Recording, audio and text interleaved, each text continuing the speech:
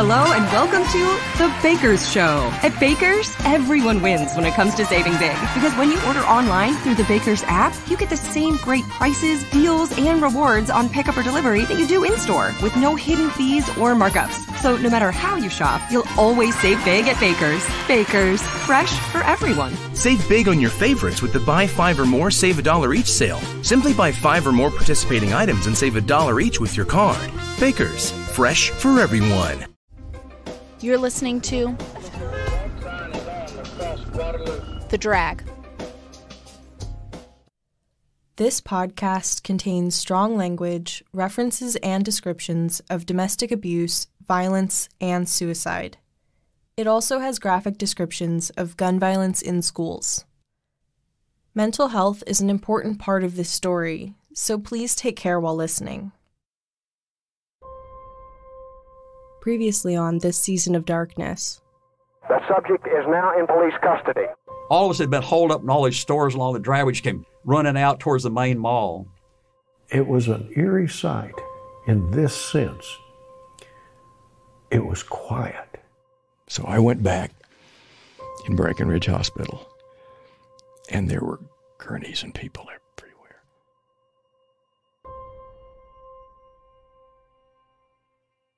What happened on August 1st dominated the news cycle in both Austin and the world for the next week. Just streets away from the University of Texas, the sound of ringing phones filled the KTBC newsroom. As the shooting progressed on August 1st, more and more news stations across the U.S. called in for updates. And they kept calling, long after the shooting ended. Neil Spelse remembers the chaos that followed at KTBC. This happened on a Monday, and we worked straight through every day. 4 hours of sleep a night, if that. But Friday, I was a basket case. The adrenaline, I mean, there wasn't any left. It was gone. So, you just collapse. And at that point, your body is just weak. Those at KTBC scrambled to answer the request of those calling in from places as far away as Hawaii and Canada. But KTBC employees answered each call and gave an update before moving on to the next call. Reporter Joe Roddy even updated the public on the status of the newsroom during the evening broadcast on August 1st. Almost every metropolitan market radio station in the United States has called KTBC today at least once for an up-to-the-minute report. The stories were They answered so many calls that they were behind the deadline for their own broadcasts. On several occasions, copy was being edited ahead of the announcer reading it. As the news reports went out, all eyes were on the University of Texas. The university's chancellor at the time, Harry Ransom, was in the upper floors of the tower during the shooting. He later gave a statement to KTBC. The community is appalled, is stunned by the appalling tragedy which occurred today. University officers are cooperating fully with law enforcement agencies. No explanation of motive in any normal context is available. The chairman and the chancellor expressed deep concern and sympathy for the family of those persons who lost their lives and for those who were injured and their relatives. Both noted the heroism and selflessness of students, law enforcement officers, and staff who attempted, often successfully, to rescue those hurt and in danger. After Chancellor Ransom read the official statement, he wanted to add one of his own. To that official statement, I must add informally that from the tower, I have never seen, nor have I ever imagined, anything like it. Youngsters in white shirts who saw these things happen came out from buildings at great length and either rescued or took care of persons who were hit. It's incredible, and it's very heart-lifting. But in a moment of very deep sadness.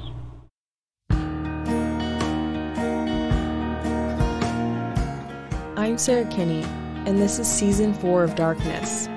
You're listening to Episode 7.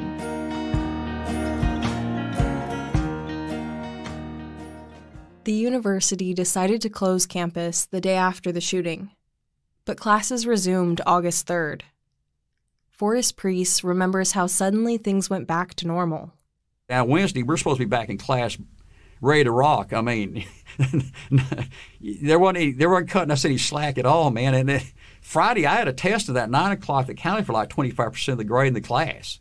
Unlike today, there weren't trauma or grief counselors available, or really any other aid for students after the shooting. And Forrest said many professors didn't grant any extensions.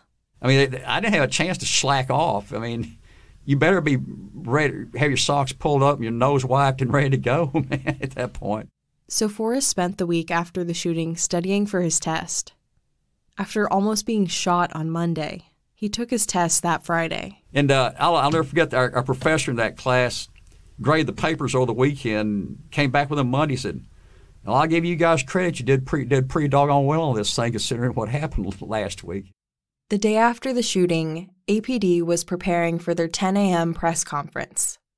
Ranger Ray Martinez said the police chief gave him a warning before the conference.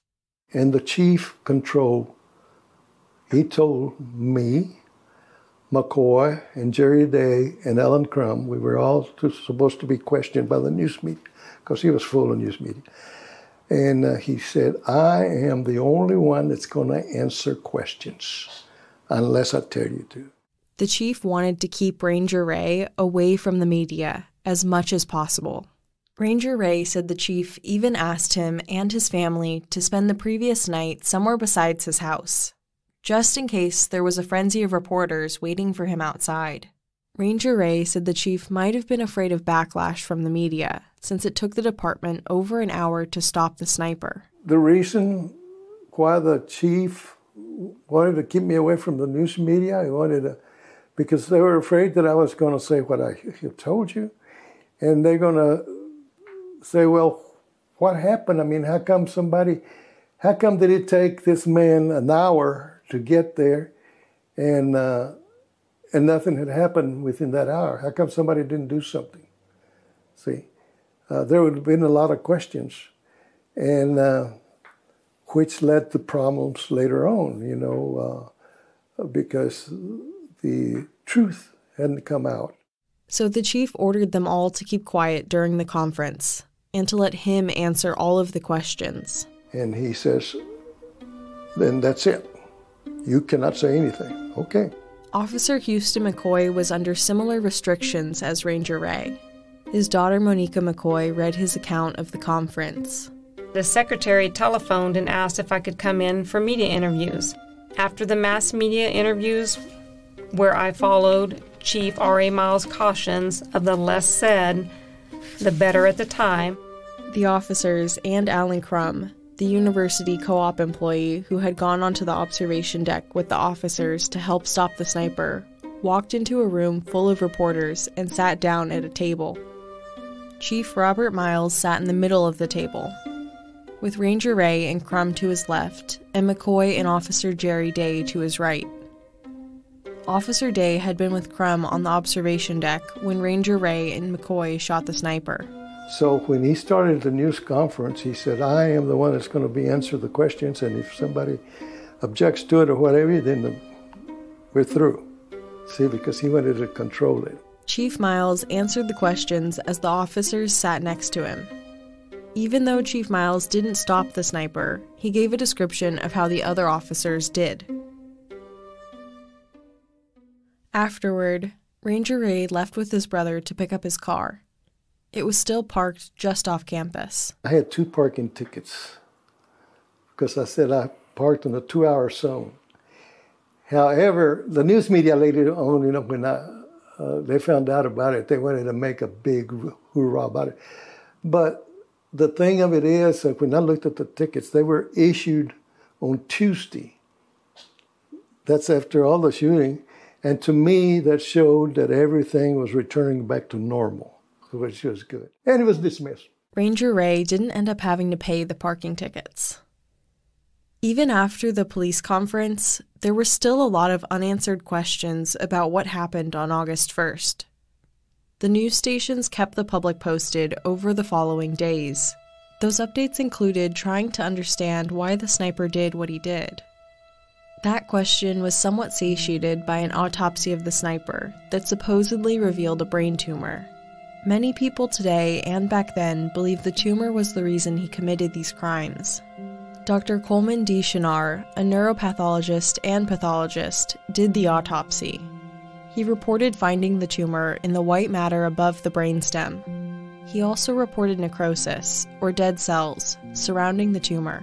Over the next month following the shooting, Governor John Connally put together a team of medical experts to try to find a medical explanation behind the sniper's actions. The report from that investigation revealed the sniper had a glioblastoma multiforme, a particularly aggressive type of brain cancer. But to this day, people still disagree on how that could factor into the shooting. According to the American Association of Neurological Surgeons, these types of tumors can change people's personalities. In a 2016 article in the Daily Texan, the University of Texas's student newspaper, a psychiatry professor said that while the tumor may have affected the sniper, it probably wasn't the sole reason for the shooting. And there were probably other contributing factors, like that he came from an abusive home. There are even some experts who question whether the sniper had a tumor at all.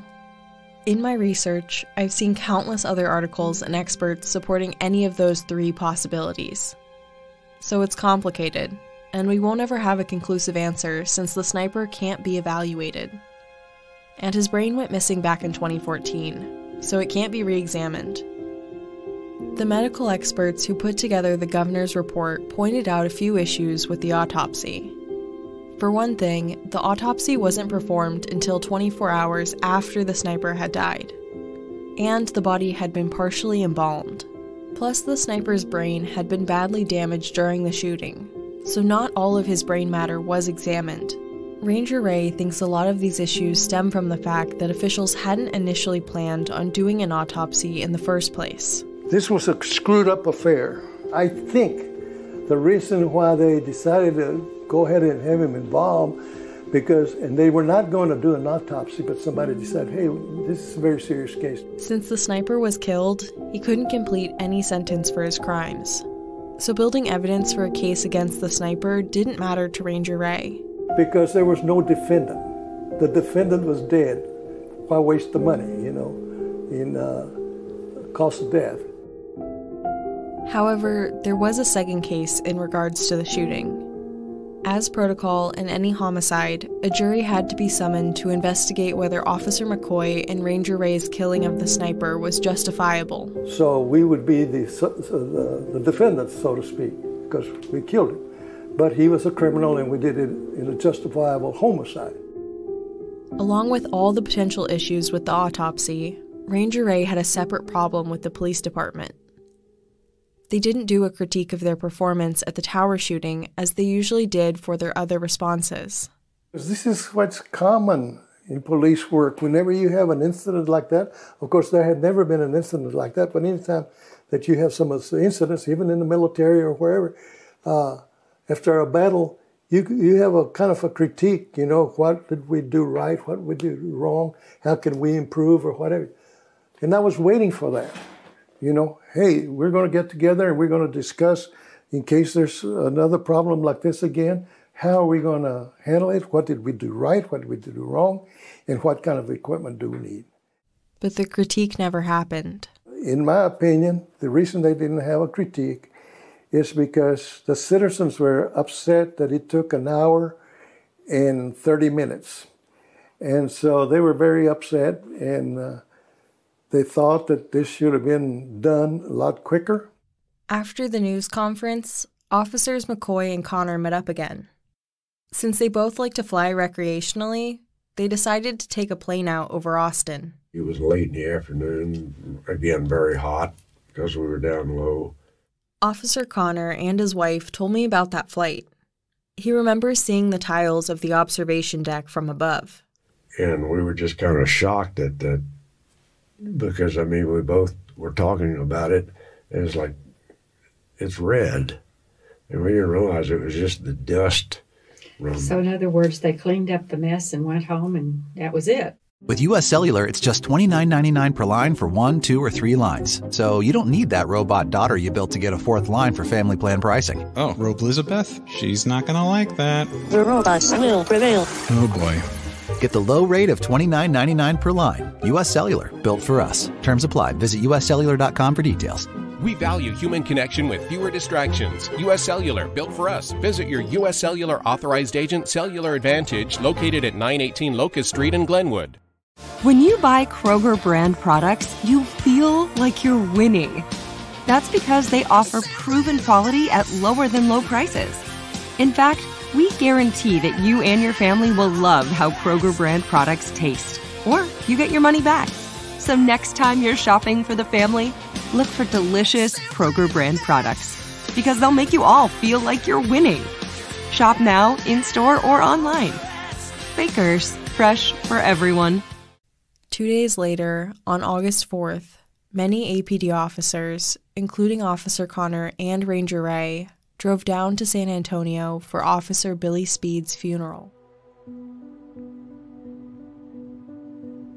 Like August 1st, it was hot outside as the officers approached rows of marble tombstones. They were dressed in their uniforms as they went to say goodbye to Officer Speed. I attended the funeral for Billy, and he was buried at Fort Sam Houston. He was ex-Army also. 6 of the officers, including Officer Jerry Day, lifted Officer Speed's coffin. It was blanketed with an American flag. They carried Officer Speed over the grass to a stone engraved with a small cross on the top. They buried him in San Antonio at the National Cemetery because he was a veteran. After graduating from the police academy, new officers were assigned to work with a more experienced officer. Ranger Ray had mentored Officer Speed when he first joined the Austin Police Force. And he rode with me, and I remember going to his house and seeing his, he had the little girl, baby girl. Now at Speed's funeral, Ranger Ray watched as the little girl's father was lowered into his grave.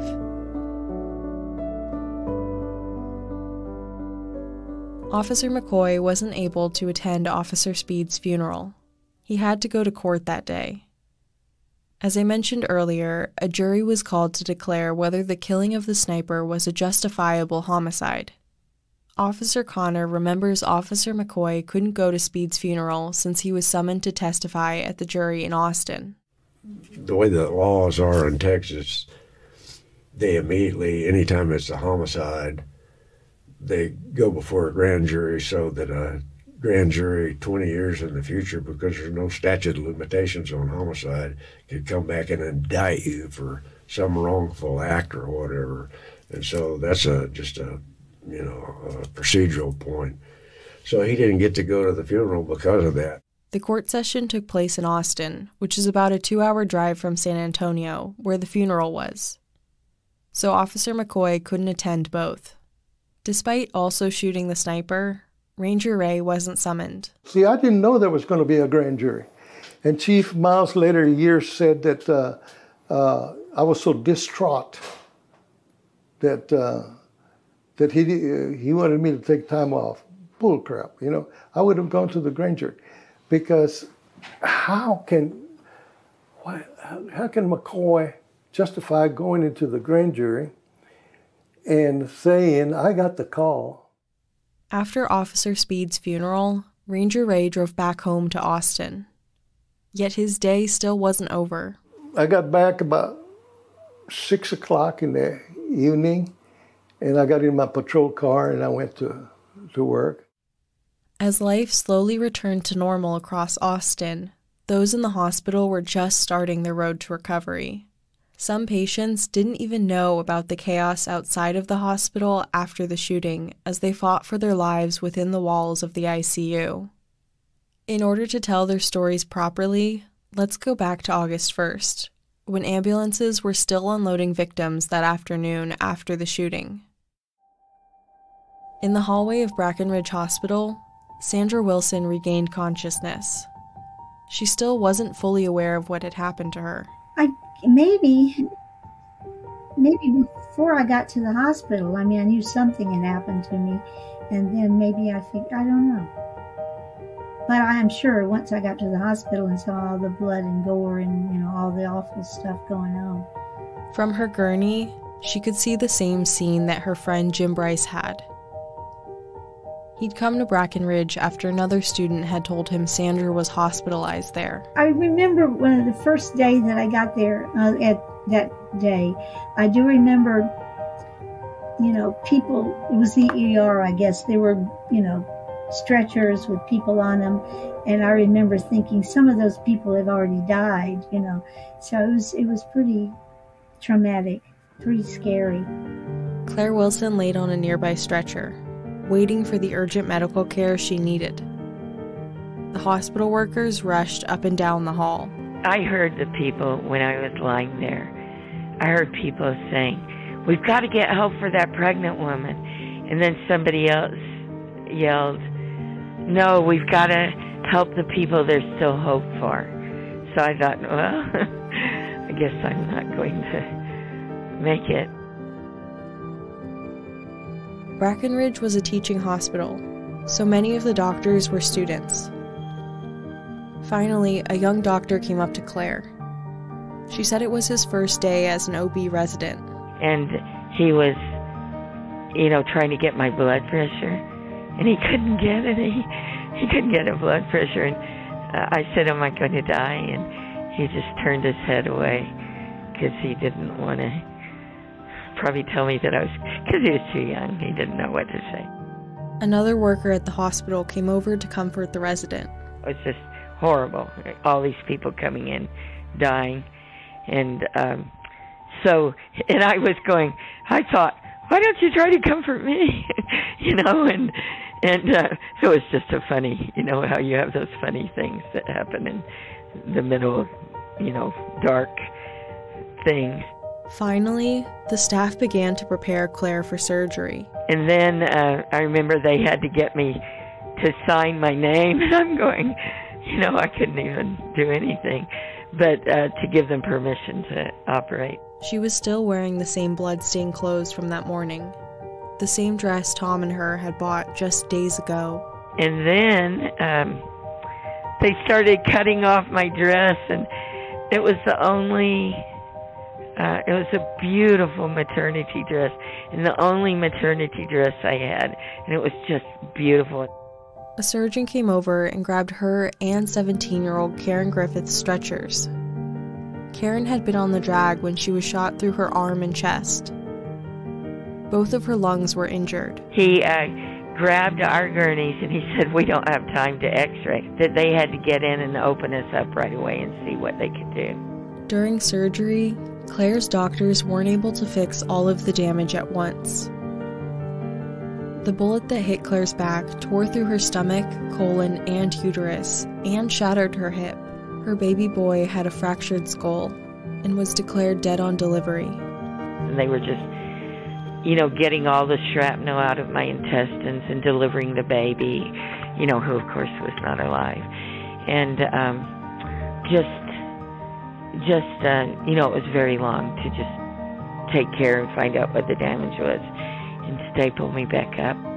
The surgery took around 12 hours. The other girl who the doctor took into surgery, Karen, initially survived her operation. However, she died a week later.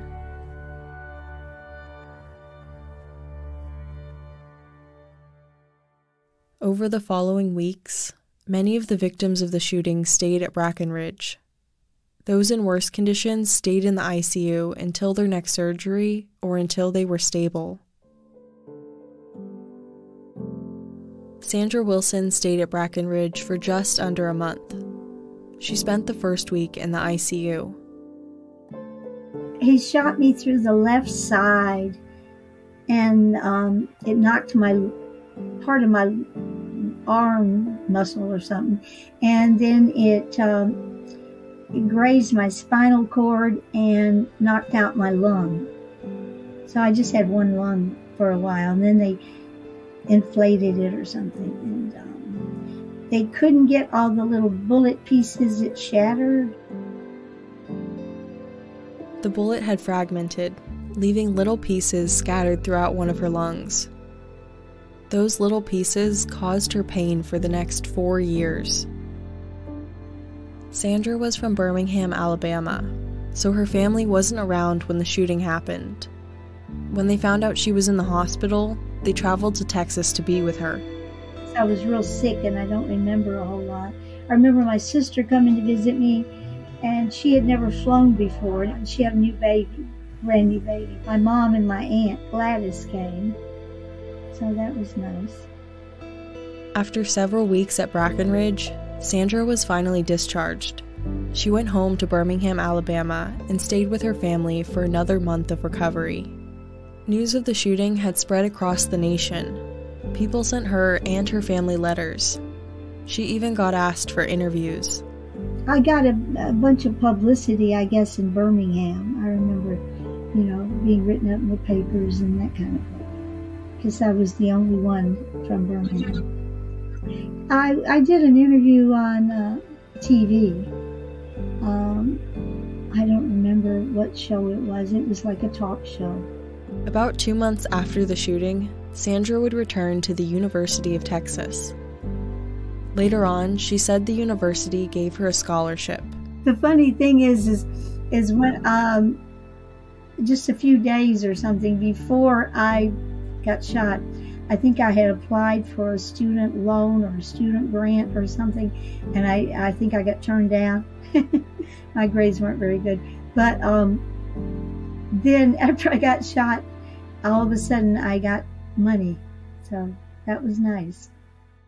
Several of the victims received funds from the Students' Association to pay their medical bills. Cliff Drummond, the student body president, set up booths around campus a few weeks after the shooting to collect money. Part of his note to university staff about the booth said, "Those of us who are more fortunate must now recognize the problems facing the injured. Formal education is halted for the weeks and possibly months of recovery. Medical bills pile up while income is suspended. Family and friends must lend support, and we of the university community need to bolster that support." He also wrote that to some this could mean the end of studies, and thus a loss that cannot be measured in dollars. Below his signature were some examples of expenses the injured might face, such as a day in intensive care costing $50 per day, which is about $465 today. Like Sandra, Mary Frances Gabor also had a long stay at Brackenridge. She later wrote in her book that she went in and out of consciousness after being taken out of the tower. When she and her older son Mike arrived at Brackenridge, they were both taken to surgery. After several hours, they were both wheeled out of surgery with bullets still inside them. The doctors told her it would be riskier to take them out than to leave them in. So Mary Frances still had a bullet in her kidney, while Mike still had one in his lung tissue. Mary Frances was then taken to the ICU. She had lost her vision and was paralyzed below her neck. Mary Frances stayed unconscious for a long time, but never asked anyone exactly how long she was out. She wrote that she was aware people were near her during this time, though. She said her daughter, who hadn't gone on the trip to Austin with them, was often by her side, along with her husband and other family members. Whenever Mary Frances did wake up, it wasn't for long, but she would ask about her son Mark. Unlike his brother Mike, Mark didn't make it out of the tower alive. So whoever she asked would either tell her that they were going to see Mark after visiting her, or just report on how Mike was. Even when she started to recover and stay awake for longer periods of time, she kept asking about Mark. The doctor would tell her that he didn't know since he didn't take care of Mark, only Mary Frances and Mike. Then he would give an update on Mike too. Mary Frances began to suspect the worst, that her son didn't survive. Her husband confirmed her suspicions on August 4th, after Mark and her sister-in-law's funerals in their hometown of Texarkana. She wrote that the truth about Mark, quote, made my suspicions true and that there could no longer be hope. She said, quote, the pain was too sharp. She said she didn't understand why Mark had died instead of her. She reasoned that it was part of God's plan, but that didn't help with the pain of losing her son. The next day, an ambulance came to move Mike to a military hospital in San Antonio, since he was still enrolled at the Air Force Academy as a cadet. His left side was still largely paralyzed. Mary Frances hadn't seen either of her sons since that day in the tower, and wasn't able to see him before the ambulance took him. However, they did tell her that he was being transferred. Mary Frances spent 2 weeks in the ICU. During this time, family members split their time between visiting her or driving to San Antonio to see Mike. After 3 days out of the ICU, the doctor told her she could be transferred to a hospital in her hometown of Texarkana. However, she would have to be flown since she couldn't sit up. A small aviation company offered to fly her there. Now that she was closer to home, her husband returned to work and her daughter was able to visit her every day. People sent her flowers and gifts, and a local bank set up the Mark Gabor Memorial Fund.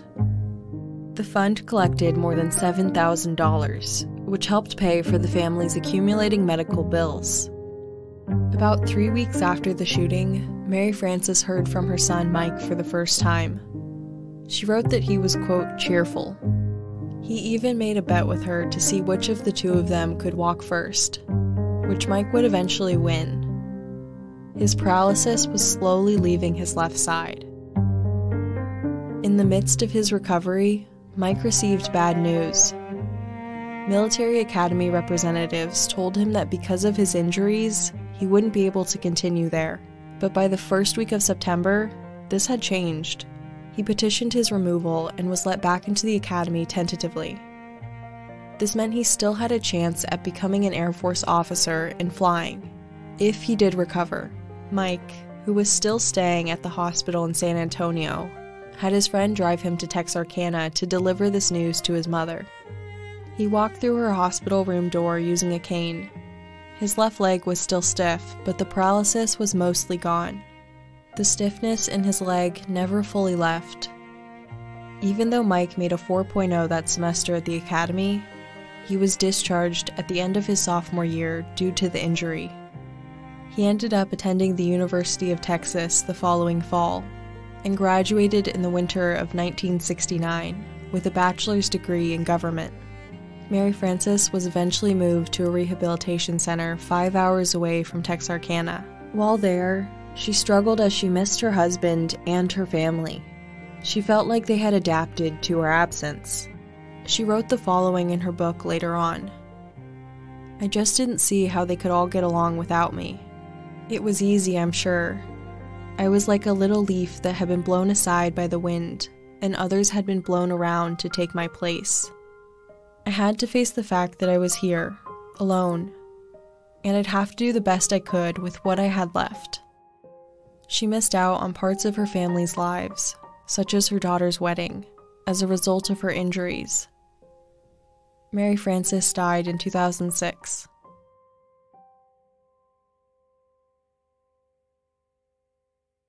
With US Cellular, it's just $29.99 per line for 1, 2, or 3 lines. So you don't need that robot daughter you built to get a 4th line for family plan pricing. Oh, Rope Elizabeth? She's not gonna like that. The robots will prevail. Oh boy.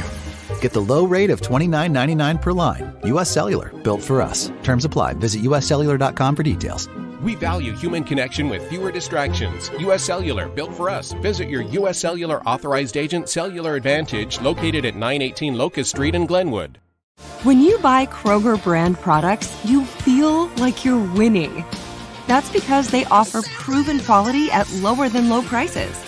In fact, we guarantee that you and your family will love how Kroger brand products taste, or you get your money back. So next time you're shopping for the family, look for delicious Kroger brand products, because they'll make you all feel like you're winning. Shop now, in-store, or online. Baker's, fresh for everyone. Claire Wilson had an even longer stay than Sandra and Mary Frances at Brackenridge Hospital, though. She said the doctors were concerned about her hip bone. On the third operation, or maybe fourth, he came up with this idea that hadn't been done before. And it was, he wanted to cut out my iliac crest, that's my hip bone, because it had been shattered, and it was just inside, my body, all shattered. Claire said they were concerned about the bone fragments causing an infection. His idea was to take out all the shattered pieces of bone because he felt they would create infection inside of me. And so he opened it up, and then his idea was to pack it all down with gauze and drip through antibiotics. And I don't think it had ever been done, and Brackenridge didn't want it to be done because I was a very high-profile patient, and they were afraid that it would bring, bad things to their hospital if they tried something innovative and I died. But of course I would have died without it, probably. And so anyway, he persevered, and they let him do it. Most of the hospital staff supported Claire during her recovery. I so admired them because they were brave and were doing, things, for the betterment of people. And there they were, just lined up, I don't know, I'm sure 50 at least, were all lined up in the hospital hall just saying, Claire, we love you, and, just... I cannot tell you. I get goosebumps when I think about it. There were a few hospital employees who weren't quite as accepting of Claire, though. And I think a couple of the nurses that did think it was shameful that I was pregnant and unmarried. But those were the only people, and they weren't really important to me, so it didn't matter. But I remember they thought of me as kind of a wild girl, but I wasn't. I wasn't wild. They looked at me, the people in the hospital, some of them, especially probably the older ones, like 40 and above, looked at me like, she's pregnant, she's not married, she looks like such a nice girl. The staff took care of Claire during her 7 weeks in the ICU, and later on as she went in and out of surgeries. I was so ill. And, I was fighting for my life, and, I had, 6 operations, and all of them were like, major, 11 hours, 12 hours, 10 hours. Claire also struggled mentally during her time at Brackenridge. In fact, I got an ulcer in the hospital because I thought when they came up to rescue us, I told them Tom was dead, and I thought maybe he wasn't dead, and I had caused him to die by saying he was dead. I felt like I was being selfish to say that Tom was dead.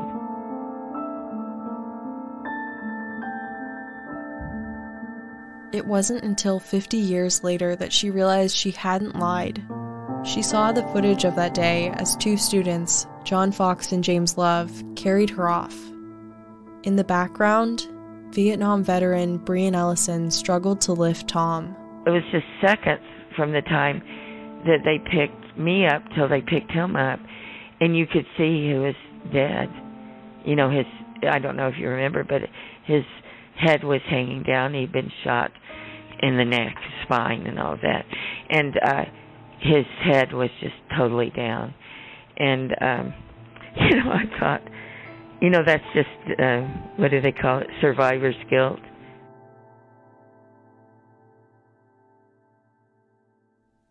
She didn't see that footage or the many updates on the shooting during this time. And there were strict rules as to who could visit her, how long they could stay, and what she could or couldn't have. So she didn't see much of the outside world during those weeks. They wouldn't let me have flowers, but somehow my dad and Bubba each brought in one flower that they allowed, which I thought was very kind of them. you know, it was just so beautiful to see that. And I remember the leaves were starting to turn, and there was a window in that in the ICU that I could look out and see the leaves turning. Claire said her mom visited her every day. However, they weren't entirely happy visits. Claire's parents were separating just before she came to Austin. I was very angry with her because I just somehow was in this little bubble from getting shot where I thought somehow my mom and dad are going to get back together and we'll have our whole family and it'll be normal again. And so my mom had left with someone that she was with somebody that I could put a lot of blame on.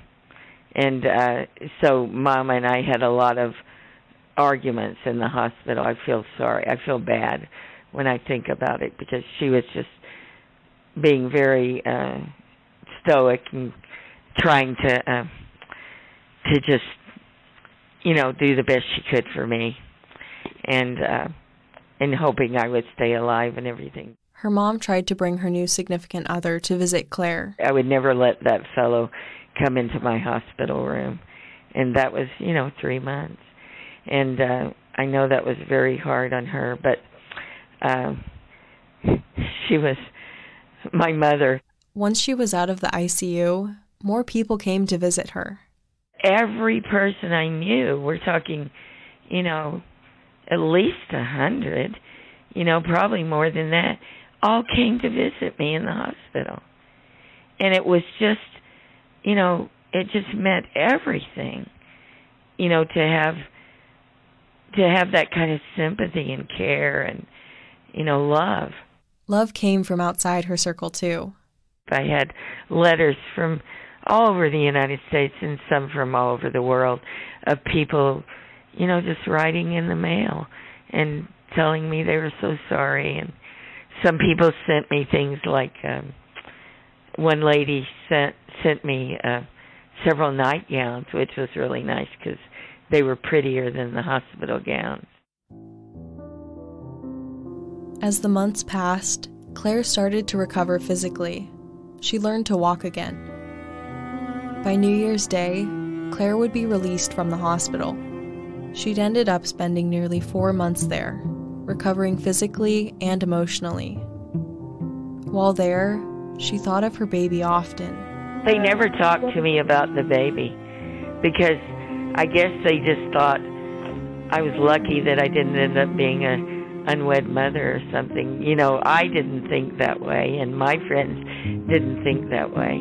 Near the end of her hospital stay, Claire went in for some scans. The X-ray technician recognized her. This young man, probably about 23, was operating the machine, and he told me he had been there and had worked with me on the day I came in, but I didn't remember. Oh, he said he had X-rayed and done all that stuff for my baby. And, nobody had ever talked to me about my baby. He said he was perfect. Well, later I found out he was probably perfect in as much as a baby that's been shot in the head can be perfect, right? I mean, probably his legs and his arms and everything were really good. But, he had, I think it was the brunt he took of the bullet that saved my life because it hit him in the head. And I think it protected vital organs in my body. Claire never got to see her son as they took him away after the C-section. It was so beautiful that he told me about my baby.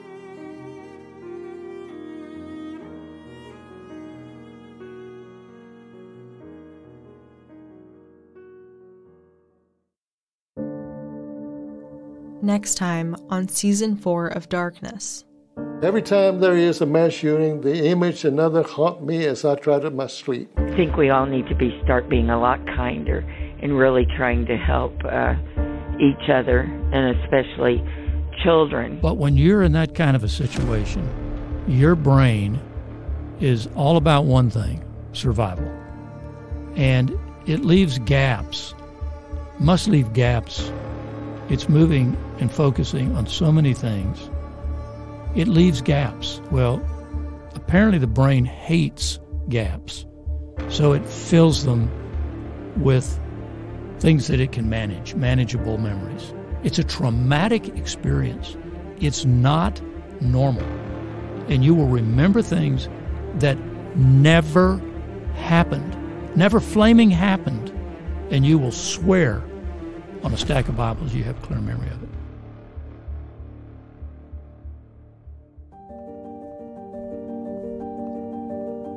This season of Darkness is reported, written, and hosted by me, Sarah Kinney. Heather Stewart is this season's producer, sound designer, and editor. Katie Penchikautka and Robert Quigley are the executive producers. This podcast is presented by the Drag Audio Production House, which is part of Texas Student Media at the University of Texas at Austin's Moody College of Communication. The associate producers are Jade Emerson, Liv Gamble, Cameron Greiser, Mackenzie Matwick, Ashley Miznazi, Marissa Green, MJ Tilton, Guido Palufo, Liam Quigley, Aurora Berry, and Jeannie Sanchez. The cover art was created by Alexa Georgelos. Sophia Vargas Karam is the Drag's marketing and communications manager.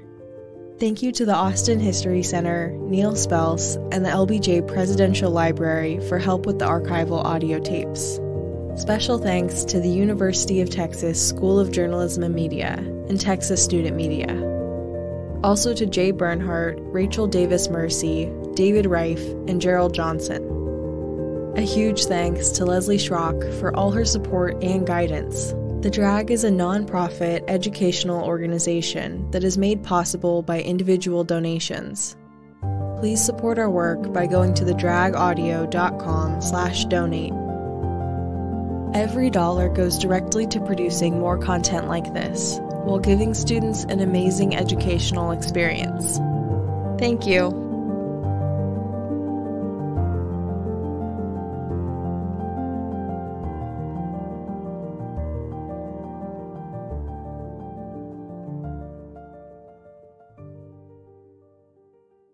With US Cellular, it's just $29.99 per line for 1, 2, or 3 lines. So you don't need that robot daughter you built to get a 4th line for family plan pricing. Oh, Rope Elizabeth? She's not gonna like that. The robots will prevail. Oh boy. Get the low rate of $29.99 per line. US Cellular, built for us. Terms apply. Visit uscellular.com for details. We value human connection with fewer distractions. U.S. Cellular, built for us. Visit your U.S. Cellular authorized agent, Cellular Advantage, located at 918 Locust Street in Glenwood. Jeep Adventure Days is going on now. Hurry in for great deals on a great selection of Jeep brand vehicles. Now get 15% below MSRP for an average of $8,922 under MSRP on the purchase of a 2023 Jeep Gladiator. Not compatible with lease offers or with any other consumer incentive offers. $8,922 average based on 15% below average MSRP from all 2023 Gladiator models in dealer stock. Residency restrictions apply. Take retail delivery by 10/2. Jeep is a registered trademark.